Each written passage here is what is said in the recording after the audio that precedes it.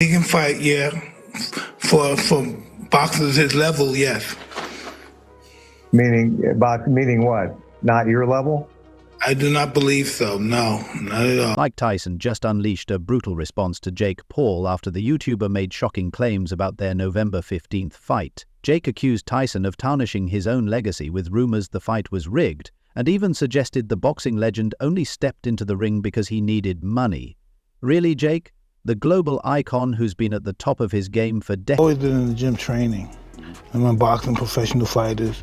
I'm just, activity is great. I had 15 fights in 1 year when I was younger, and I think activity is great, but I'm prepared.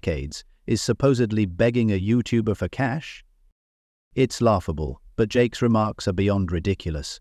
They're downright disrespectful. At this point, it's clear Jake barely understands the rules of boxing and is winging it with baseless accusations. Now, he's about to face the consequences. Ironically, the Tyson-Paul fight was the boxing event no one asked for, yet everyone couldn't stop watching. Jake should have thought twice before opening his mouth. When news broke, Tyson is getting back in the ring. He's 58 years old. He's facing off against YouTuber turned boxer 27-year-old Jake.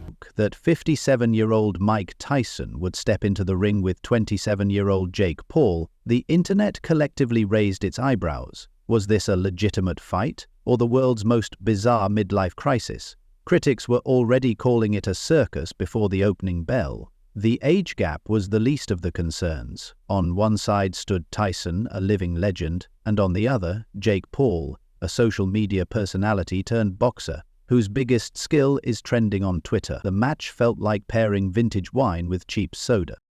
Then came Jake's most ridiculous claim. Tyson supposedly begged for the fight because he needed the money. Really, Jake? The same Tyson who's built a cannabis empire and probably has more cash in his couch cushions than you have in your crypto wallet. Fans were outraged, but the drama didn't stop there.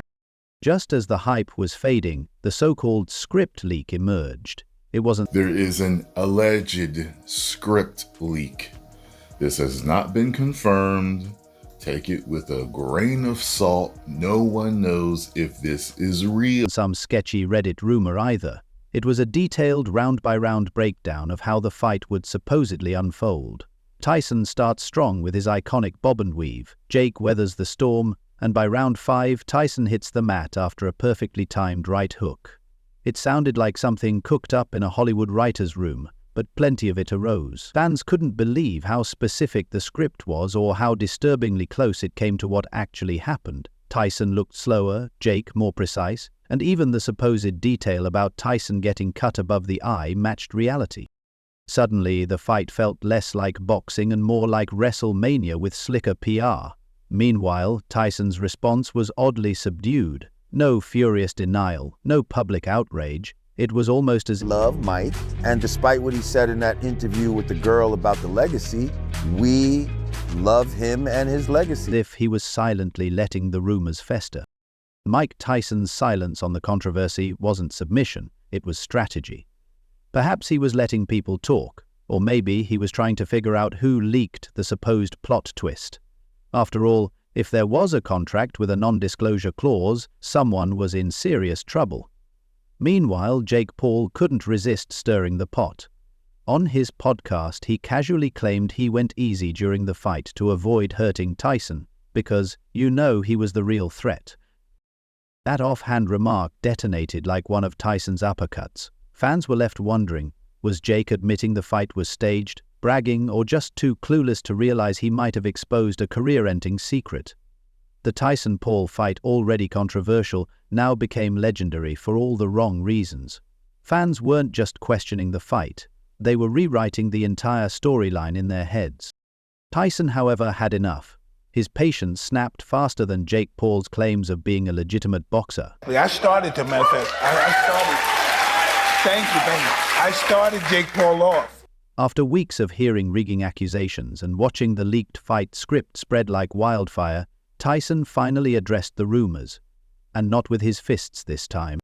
In an interview with Fox Sports Radio, the former heavyweight champion dismissed the rigging allegations with a fiery declaration. The fight was real. He didn't just say it, he practically growled it, daring anyone to challenge him. You don't fake waking up the next day feeling like you got hit by a cement truck, Tyson said, his frustration palpable. For Tyson, the rumors weren't just annoying. They were an attack on his legacy. The idea that a fight under his name could be staged wasn't just an insult. It was a slap in the face. Tyson's message Look at my life as a legacy. Legacy to me means ego. Who the cares about my legacy? I'm going to be dead soon one day. But he's not going to... was clear. His career, his reputation, and his punches are no joke. The fight's aftermath hit Mike Tyson's legacy like a punch with brass knuckles. His legendary status now carried an asterisk, courtesy of a leaked fight script that read like a rejected Rocky sequel. Behind the scenes, the whispers grew louder. Rumors of a non-disclosure agreement, NDA, surfaced, reportedly filled with all-caps legal warnings to keep the fight's authenticity unquestioned. If true, the NDA would have barred anyone from suggesting the match was anything less than legitimate. Enter Jake Paul, who couldn't resist stirring the pot. On his podcast, Jake casually claimed he had eased off during the fight, portraying himself as a merciful boxing god granting Tyson a pass. This wasn't just Jake being cocky. It was potentially NDA-baked cocky. Insiders hinted that Tyson's patience had reached its limit, and that he was prepared to unleash legal fury if the NDA rumors were true. For Tyson, this wasn't just about one fight. It was about protecting the brand he had spent decades building, a brand Jake Paul had recklessly put at risk. Now dragged through the mud for content clicks, Mike Tyson's legacy faced another blow, as fight stats painted a troubling picture. Jake Paul had outperformed Tyson in almost every measurable way, landing 78 punches to Tyson's meager 18. On paper... Welcome back to The Pain Game. Today we're going to talk Darren Till versus Tommy Fury / John Fury, of course. But first, some more important and quite serious news in the combat sports world. Mike Tyson versus Jake Paul, it's come out now. It was rigged. I can't believe it. You know, you have to question the validity of boxing these days when you can't trust two professionals to get in the ring and do their best against each other. And instead you find out Mike Tyson pulling his punches, not trying to hurt Jake Paul. Absolute disgrace. I thought better of them. You know, I really did. I thought that Mike Tyson, especially, Iron Mike, he was just going to go in there and knock Jake clean out. But here he is, not trying. I'm so disappointed in him. But you don't need to take it from... It looked like a boxing masterclass, except it wasn't just anyone in the ring. It was Mike Tyson, the man who once knocked out legends with fewer punches on his worst days. Watching Tyson struggle to connect even a handful of clean shots was surreal, like seeing Superman lose a wrestling match to SpongeBob. Yet ringside footage told a different story. From the crowd's perspective, the hits looked brutal and painfully real. Tyson didn't seem like a man acting out a script. He looked like someone desperately chasing past glory as his body begged him to stop. His iconic bob and weave resembled a slow shuffle, and his punches came with the speed of a buffering YouTube video. Even Tyson admitted later, something just felt off. Mike Tyson later confessed to blanking out mid-fight, a revelation that only fueled speculation. Was it exhaustion, age, or something deeper? Whatever the cause, his sluggish performance lent credibility to conspiracy theories, though the truth may have been simpler, the undeniable march of time. Then came the aggression factor. Ringside analysts noted Jake Paul wasn't holding back. He threw with bad intentions, landing sharp combinations and even cutting Tyson above the eye. Jake's competitive streak seemed to override his entertainer persona, as if he were fighting not for show, but for legitimacy. But that changed when Paul clenched with Tyson. It's alleged he whispered into Tyson's ear to cool it. And what was the root cause of all this tension? Money. Jake Paul, never one to miss a chance to stir the pot, claimed Tyson approached him out of financial desperation, suggesting the fight was about keeping Tyson's bank account afloat. But insiders revealed both fighters walked away with hefty seven-figure paydays thanks to pay-per-view revenue. Still, if Jake earned more due to his internet fame, that might have been another blow to Tyson's bruised pride.